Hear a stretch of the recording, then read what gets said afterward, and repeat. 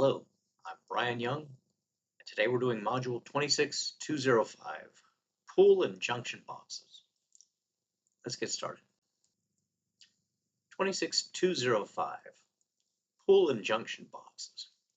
Successful completion of this module prepares you to do the following.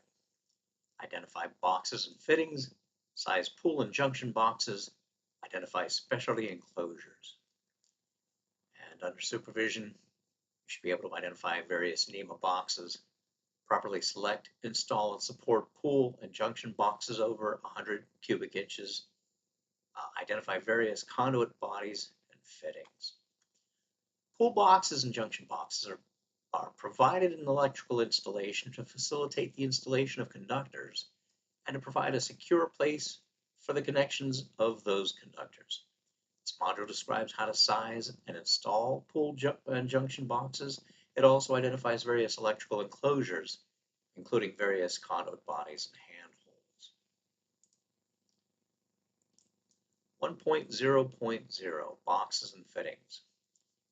Select pool and junction boxes and select and install fittings. A pool box or junction box is provided in an electrical installation to facilitate the installation of conductors, to provide a junction point for the connection of conductors, or both. In some instances, the location and size of pool boxes are designated on the drawings.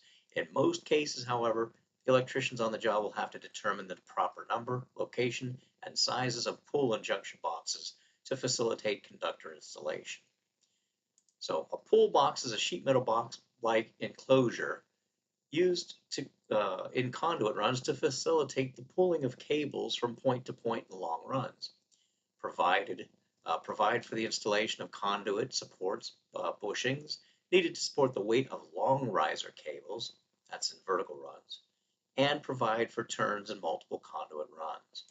And a junction box is an enclosure where one or more raceways or cables enter and in which electrical conductors can be spliced. So you can make a junction. So here's a variety of different junction boxes, pool boxes, enclosures.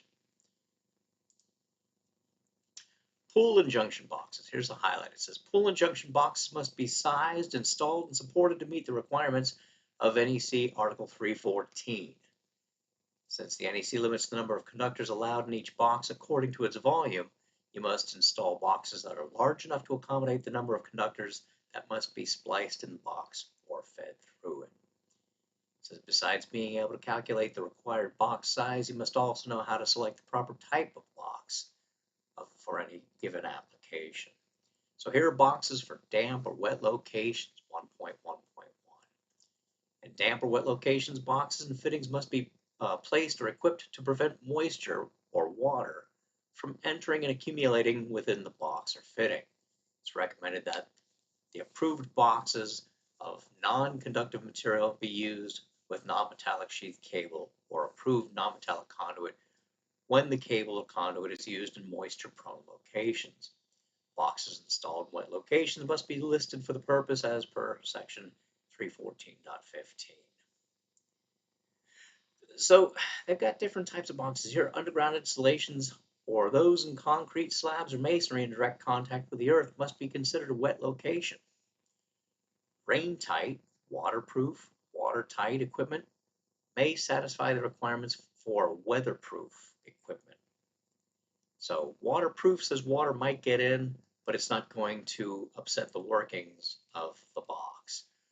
Rain-tight and watertight say that a pouring rain will not get in the box. It's constructed of protected so that the enclosure the exposure to a beating rain will not result in the entrance of water under specified test conditions. Watertight is constructed so that the water will not enter the enclosure under specified test conditions. Weatherproof is constructed or protected so that the exposure to weather will not interfere with a successful operation. A damp location is a location subject to some degree of moisture. Some locations include partially protected outdoor locations, such as under canopies, marquees, and open porches with a roof. It also includes interior locations subject to moderate degrees of moisture, such as some basements, barns, and cold storage warehouses. Outdoor boxes. Outdoor wiring must be able to resist the entry of water. Outdoor boxes are either drip tight, meaning sealed against falling water from above, or watertight, meaning sealed against water from any direction. Drip tight boxes simply have lids that deflect the rain. They're not weatherproof. Watertight boxes are sealed with gaskets to prevent the entry of water from any angle. So NEMA and IP enclosure classifications. Like switch enclosures, pool and junction boxes are also classified according to the degree of protection they provide from the elements. So we have NEMA type 1R or 1. It's for general purpose. It's for indoor locations. This enclosure is primarily intended to prevent accidental contact with the enclosed apparatus. It's suitable for indoor general purpose applications where it's not exposed to unusual surface conditions. Type 3 dust tight and rain tight are for outdoor. This enclosure is intended to provide suitable protection against specified weather hazards. NEMA Type 3 enclosure is suitable for outdoor applications such as construction work. And a Type 3R is rainproof and sleet resistant. This enclosure protects against equipment operation interference due to rain and resists damage from exposure to sleet. It's designed with conduit hubs and external mounting as well as drainage provisions. And they go on to tell us about Type 4 watertight, Type 4X watertight corrosion resistant, Type 12 industrial use, Type 13 is oil tight or dust tight, and then this NEMA Type 7 is hazardous locations class 1. And a hazardous location class 1, the class 1 is there because of flammable gases or vapors. Class 1 locations are those in which flammable gases or vapors are or may be present in the air in sufficient quantities to produce explosive or ignitable mixtures. So like at a gas station, you'll need a Type 7 box, NEMA box. And Type 9 is hazardous locations class 2. And class 2 locations are those that are hazardous because of the presence of combustible dust. I'll highlight that. So here's the IP classification system. First number of degree of protection against solid objects. The second number is the degree of protection against water. So I think I'm actually going to just highlight that whole thing. Second number degree protects against water. So if the first digit is a 1, it's protected against a solid object greater than 50 millimeters. If it's a number 2, it's 12 millimeters. If it's number 3, it's 2.5 millimeters. The second digit is a 1. It's protected against water dripping vertically, such as condensation. Number 2 is protected against dripping water when tilted to a 15 degrees, and 3 is protected against water when spraying at an angle of up to 60 degrees.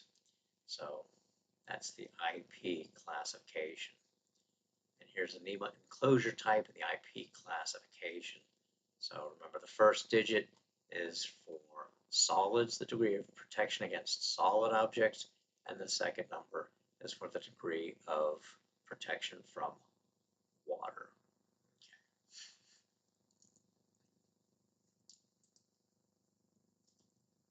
1.2.0 fittings. Certain fittings are required in every raceway system for joining runs of conduit and when raceways terminate into an outlet box or enclosure. So EMT, because electrical metallic tubing or thin wall conduit is too thin to accept threads, special fittings must be used.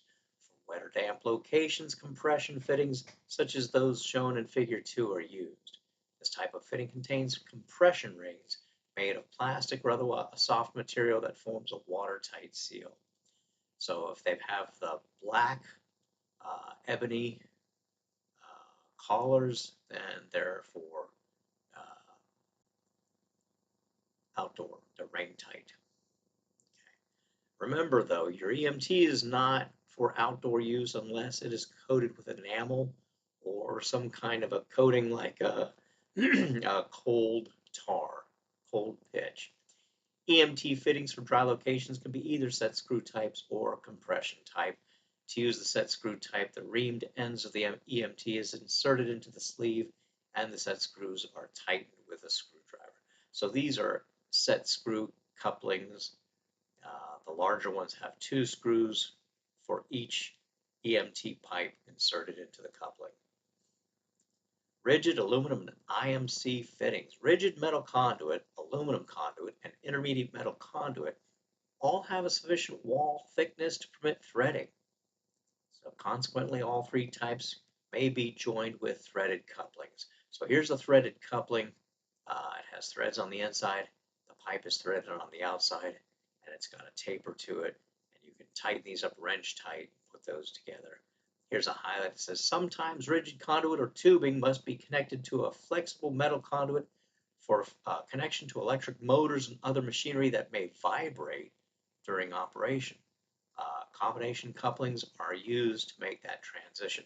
So you can't take rigid conduit to a motor because the motor vibrates. So we'll use a changeover fitting, and here is the side for rigid conduit. You can see the threads, and then the liquid type or the flexible metal conduit comes out of here, and this set screw tightens this collar around the flexible metal conduit.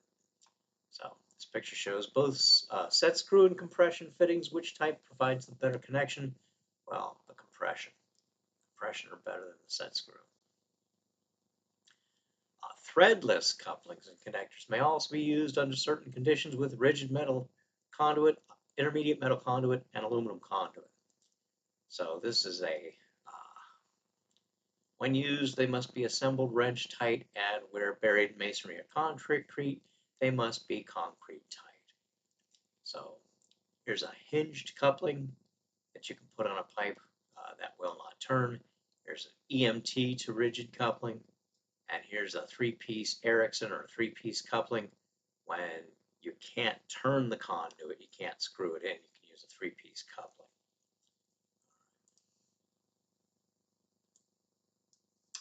Lock nuts and bushings.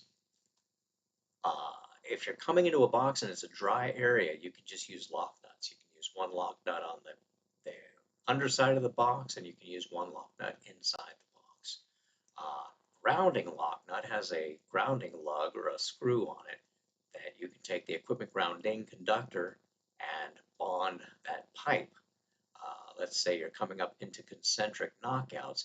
Those concentric knockouts are not efficient or sufficient enough of a grounding method for that conduit. So it needs to be grounded to the panel, and that's what this grounding lock nut is for. Here, typical bushings. A bushing is to protect the wire. Bushings protect the wire from sharp edges of the conduit or connector. Bushings are usually made of plastic, fiber, or metal. Some metal bushings have a grounding screw to permit an equipment or bonding jumper wire to be installed. If you're using number 4 wire or larger, you have to use a bushing. Here it is. Any ungrounded conductor number 4 or larger that enters the cabinet, raceway box, or enclosure must be protected by a method in accordance with sections 300.4G, 312.6C, and 314.17C. So they have to be bushed. You have to have a bushing. Okay. Here are the bushings. A grounding bushing has provisions for protecting conductors and for the connection of a ground wire. The ground wire, once connected to the grounding bushing, may be connected to the box to which the conduit is connected. So these are regular plastic bushings for protecting the wires that are number 4 or larger. And these are grounding insulated bushings. It'll not only bond the conduit, but it also has this plastic throat that protects the conductors coming out of the pipe.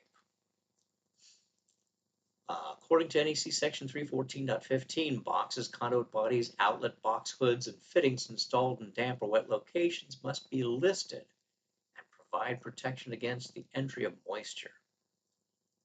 Here's a Myers hub. If you're running rigid or IMC or aluminum outdoors, you can't just use lock nuts. You need to use this because it has a gasketed fitting. It screws onto the rigid conduit, and then it goes up into the box, and then you put this lock nut on the inside of the box and tighten it up, and this will seal the box from any moisture. And it also has this plastic throated bushing that is going to protect the wires. And they call this a Myers hub. Myers hubs are often used in place of sealing lock nuts because they provide a more reliable seal in areas where water tends to accumulate. Let's make that a highlight. Many manufacturers will void the warranty on a watertight enclosure if something other than Myers hub or other gasketed fitting is used. Always read and follow the manufacturer's instructions for any product you are installing. And here is a knockout set. This is a hand-operated knockout set. Basically, you drill a pilot hole up to 3/4 of an inch in diameter. Then you can put this bolt, this stud, through the panel, and it has a cup and a die. And you put the cup on the outside and the die on the inside, and then as you tighten the screw, it's going to draw the die through the side of the panel or the box into the cup. Here's a better example of the cups and dies. Here they are in pairs. This one is electric. It has a battery. It does the same thing, but you don't have to use a wrench to tighten it. You just push the button and it'll cut the hole in the side of the box. And here's one that's hydraulic. You have to pump the handle to get the hydraulic fluid to move the ram and to knock out the box. Here they're starting it with a step bit. This step bit probably goes up to 7/8 inches in diameter. And if you're using stainless steel, here are stainless steel gasketed hubs. So there's your Myers hubs for stainless steel. Section 1 review: an enclosure for use in an area subjected to regular washdowns is, I would say, NEMA Type 3.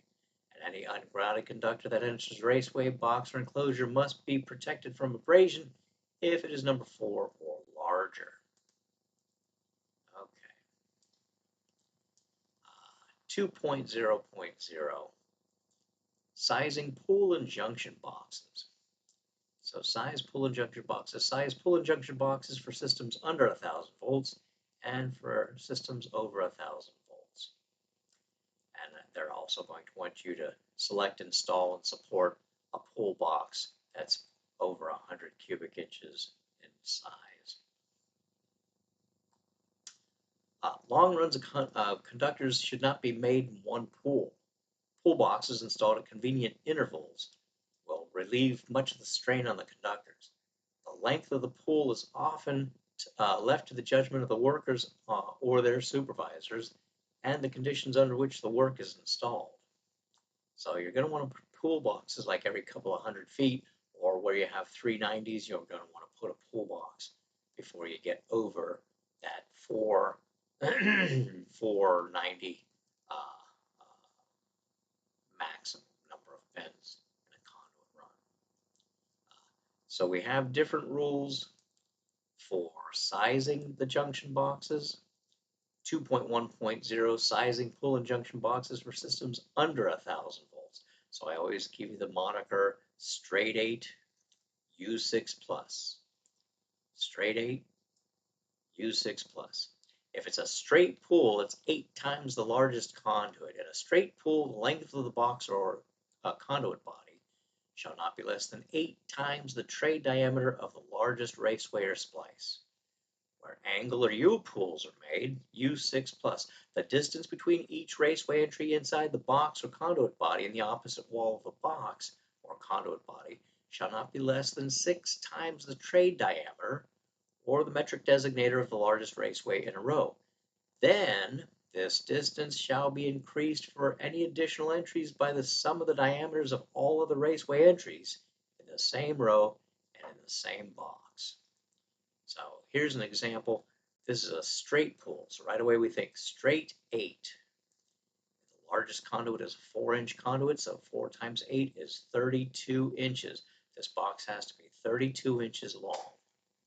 The width of the box is up to the installer. You have to make sure that you have enough room for the lock nuts to go on the pipe or if you're using a Myers hub or what have you, you just have to make sure that you can fit all the pipes in the junction box. So the width is not delineated. You can make it as big as you want. I always like to go at least 2 inches between the conduits and at least an inch between the conduit and the side of the box. But you might be on a job where the foreman tells you to do it differently. So for 4-inch conduit, the calculation is as follows: 4 times 8 equals 32 inches minimum box length.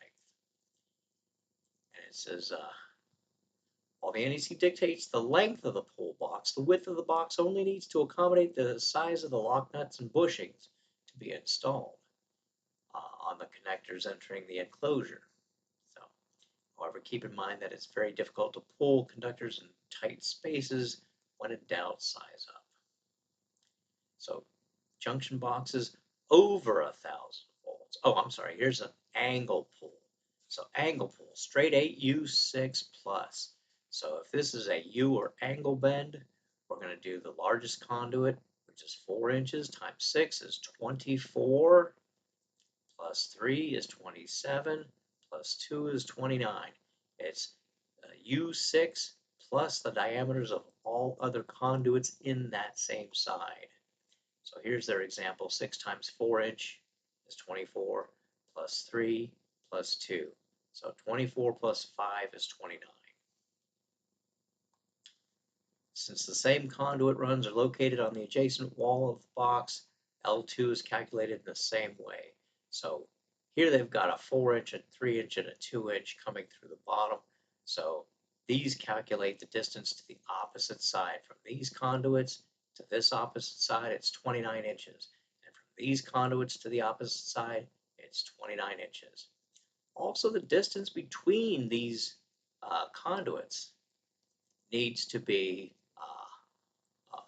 4 times 6, which is 24. And I think they were even saying that you could go ahead and add that 5 inches and make it 29, but I say it's 24. But anyway, we'll move on. Sizing pull and junction boxes for systems over 1,000 volts.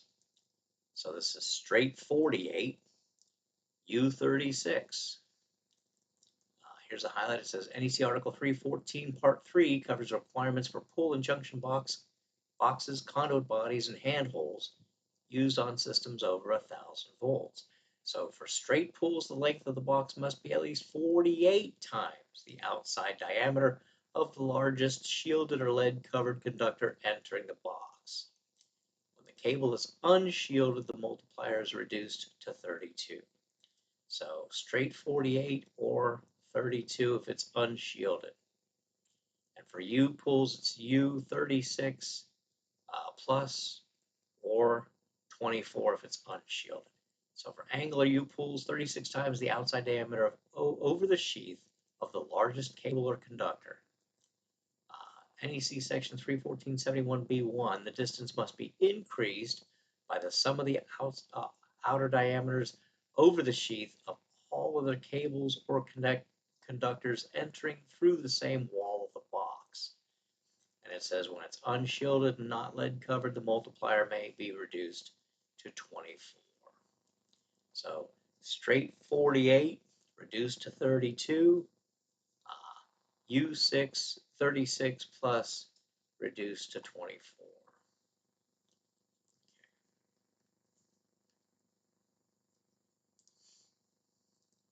Here's the section 2 review. Refer to figure SR01. Assume a 2-inch conduit runs alongside of a 3-inch conduit into a junction box with an angled pull. Assuming the system operates at 600 volts, the minimum distance D between the two raceways. Okay, well, they're saying 3 times 6 because it's a U pull, U6 plus. So see, 3 times 6 is 18, and that's what I've got here, 18. 3 times 6 is 18. Oh, I'm sorry. No, 3 times 6 is 18 plus the 2. You have to add. It's U6 plus. 3 times 6 is 18 plus 2 is 20. Excuse me, I'm sorry. It's C, 20. I didn't add my 2-inch. And then they're also asking a 4-inch conduit runs alongside a 2.5-inch conduits in a junction box with an angle pull. Assuming the system operates at 600 volts, what's the minimum distance D between the two raceways? So I would have said 4 times 6 is 24, but they're saying adding this 3 is 27. So their answer is 27. 4 times 6 is 24 plus 3 is 27. And here a shielded cable with an outside diameter of 2 inches enters a junction box with an angled pull. Assuming the system operates at 5,000 volts, the minimum length of the box is 2 times 48 because it's a shielded cable. So straight 48 times 2.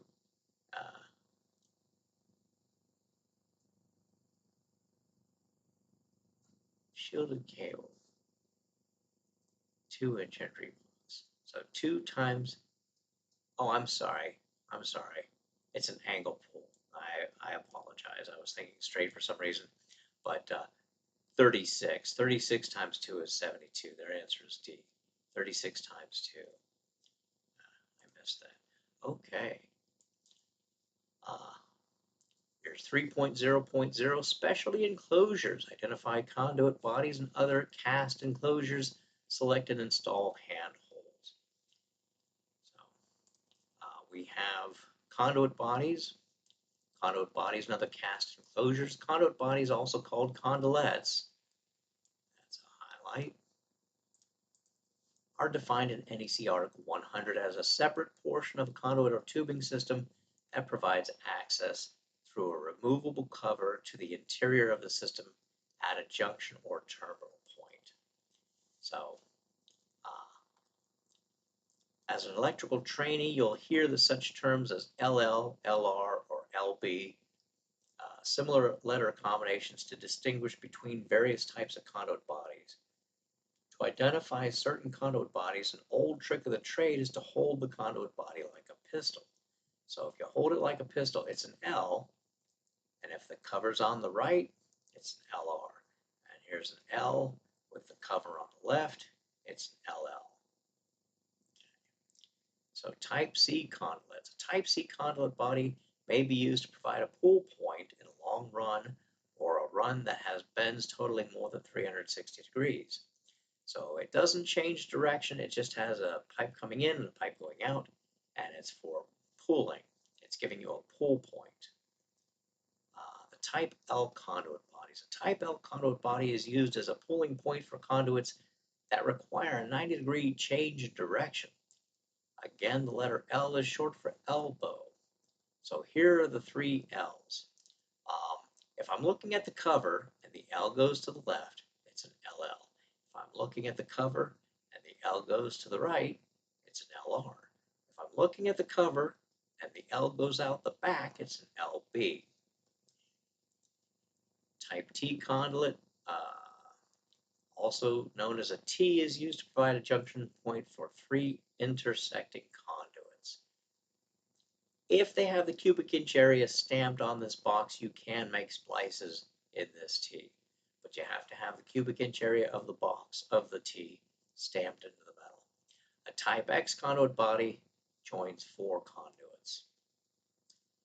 FS and FD boxes. FS boxes are cast boxes available in single gang, 2 gang, and 3 gang configurations. They're sized to permit the installation of switches and receptacles. Covers for switches and receptacles are also available for FS boxes. So here's an FS box. This is a single gang FS box because there are 2 screw holes. You can mount 1 yoke with a duplex receptacle or a switch. If it were 2 gang, it would be almost square, and you'd have a set of holes here and a set of holes here, and you could put 2 yokes, 2 devices, a switch on one and a receptacle on the other, duplex receptacle. A 3 gang is, you guessed it, has 3 sets of holes where you can put 3 devices on 3 yokes. Okay. And the D stands for deep. It's about 5/8 of an inch deeper. Letter D and FD indicates it's a deeper box. So I'm going to make that a highlight. There we go. And FS and FD boxes may be used in environments defined by NEMA 1, dry clean environments, NEMA 3R, outdoor wet environments, and NEMA 12, dusty, oily environments. Pooling Ls.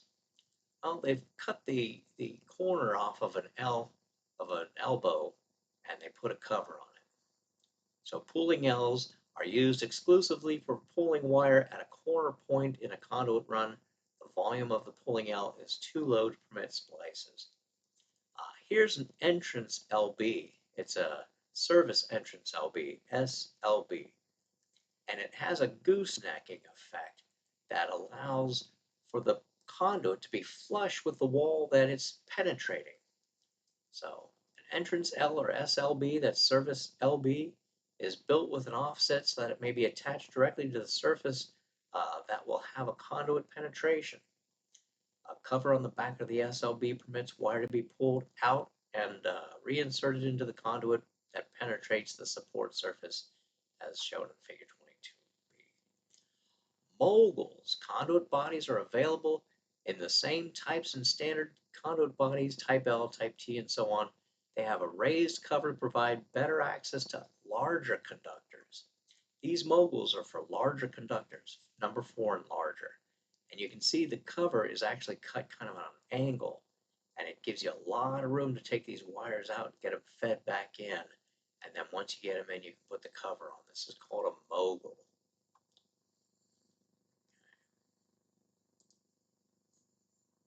Handholds.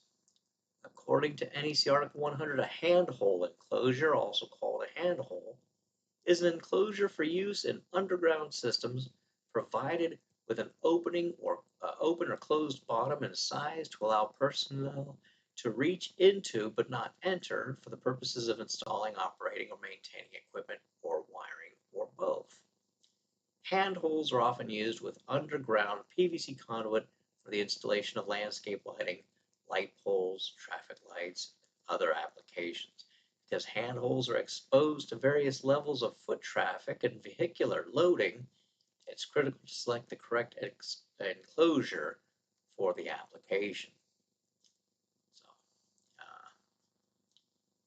that's ANSI, SCTE. So ANSI is the American National Standards Institute, and SCTV is the Society of Cable Telecommunications Engineers, and they have rules about how big their handholds have to be and how durable. Like boxes and conduit bodies, handholds must be installed in a way that the enclosed wiring remains accessible without removing any portion of the building, such as a wall covering, or without requiring excavation. A lot of times these are buried outside. They're buried. Underground raceways and cable assemblies entering a handhole enclosure must extend into the enclosure, but are not required to be mechanically connected to the enclosure. And it says here, for NEC section 314.30D, handhole enclosure covers shall have an identifying mark or logo that prominently identifies the function of the enclosure, such as electric or traffic signals. To discourage unauthorized entry, handhole enclosure covers must either weigh over 100 pounds or require the use of tools to open them. So that's a highlight. It has to be over 100 pounds or require the use of tools to open them. So here's a light pole, and they call this a handhole as well. It says, while the NEC states that handhole enclosures are used in underground systems, the access holes on lighting poles are often referred to as handholes.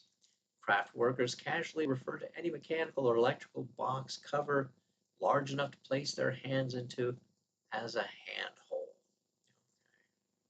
And you can think of it, a manhole is big enough for a man or a worker to get inside of it. The covers are usually 30 inches in diameter. A handhole is only big enough to put your two hands in. So you can think of it that way. Here's the cover of a handhold. It says electric. And again, it takes special tools to be able to get this off. You can't just lift it off. Here's one that says traffic signals. I won't read the traffic signals to you. And here's a 3.2.2 American National Standards Institute, or the Society of Cable Telecommunications Engineers. According to ANSI, handhole enclosures must be constructed so they will withstand all loads likely to be imposed and remain safe and reliable for the intended application. To meet ANSI standards, enclosures must pass various physical, environmental, and internal equipment protection tests. Okay. And 3.0.0 review. Receptacle in a wet location would most likely be installed in an FS box because it has a gasketed cover. And a handhole enclosure must be provided with a cover that weighs over 100 pounds or must require tools to open. So this concludes 26205 pool and junction boxes. And as always, I hope that you got something out of it. If you did, please give me a like and consider subscribing to my channel. And I'll see you on the next video. Thank you. Hey, this is Brian Young. If you liked my video, please give it a thumbs up and consider subscribing. I'll see you on the next video.